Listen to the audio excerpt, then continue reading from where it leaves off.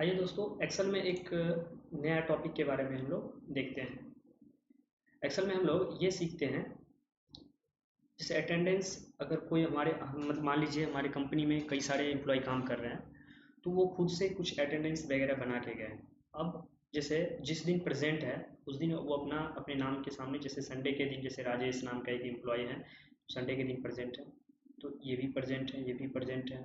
मतलब जैसे Sunday, Monday, Tuesday, Wednesday, Thursday को ये एब्सेंट है तो ये इसको खाली छोड़ दिया। फिर फ्राइडे को प्रेजेंट है, फिर सैटरडे को भी प्रेजेंट है, फिर रोज हैं, संडे को प्रेजेंट है, मंडे को एब्सेंट है, फिर ट्यूसडे को क्या है, ट्यूसडे को प्रेजेंट है, फिर अब्सेंट, वेडनेसडे को अब्सेंट है। यानी कि जिस दिन प्रेजेंट है उसके साथ उस दिन जो है वो पी लिख दिए, बाकी जिस दिन वो अब्सेंट है वो बॉक्स खाली है। तो हम चाहते क्या है कि जब हम मंथ के लास्ट में सब जो बॉक्स खाली है उसके अंदर एक साथ हमको सब में अब्सेंट लिखना है।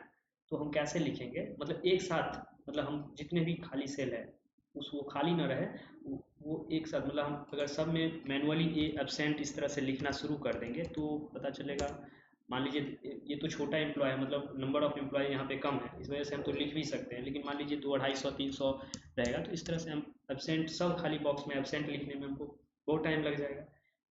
तो कोई ऐसा शॉर्टकट नहीं है जिसके थ्रू हम एक ही बार में सभी सेल में एब्सेंट लिख सकते हैं। इसके लिए हाँ, एक्सेल एक सुविधा देता है। इसके लिए हम लोग क्या करेंगे, हम डेटा को यहाँ से डेटा को क्या करेंगे, पूरे सिलेक्ट कर लेंगे।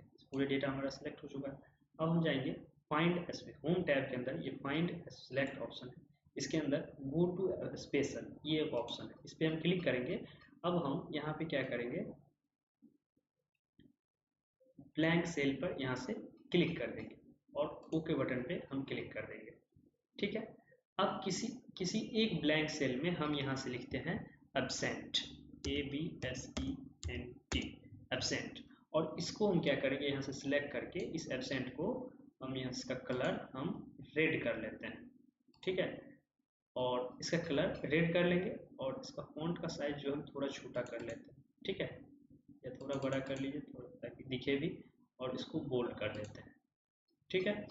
और इसका स्टाइल भी हम थोड़ा चेंज कर लेते हैं ताकि लगे कि हाँ इस स्टाइल में ये रहेगा एब्सेंट। और हम क्या करेंगे, एक बार में हम क्या करते हैं, यहाँ से कंट्रोल दबा के रखेंगे और यहाँ से इंटर बटन प्रेस कर देंगे।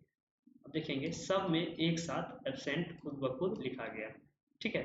और हमको बार बार लिखने की जरूरत नहीं पड़ेगा सब में, मतलब एक, मतलब जो मैनुअली हम जो लिख रहे होते हैं उसको करने की जरूरत नहीं। अब जिस दिन वो एम्प्लॉय एब्सेंट है सब में एब्सेंट है, अब हम इसको आसानी से, अच्छा एक मिनट इसको देखेंगे ध्यान से, तो ये हमारा सेल इसमें भी लिखा चुका है क्योंकि ये सिलेक्ट हो चुका था, इसमें कुछ नाम नहीं था, तो ये डेटा सिलेक्ट हो चुका था, मतलब ये सेल सिलेक्ट हो चुका था, जिसको हम बैक स्पेस से डिलीट कर लेंगे। तो डेटा इस तरह से हम लोग एब्सेंट, मतलब सभी खाली बॉक्स में हम लोग क्या कर सकते हैं, एब्सेंट लिख सकते हैं।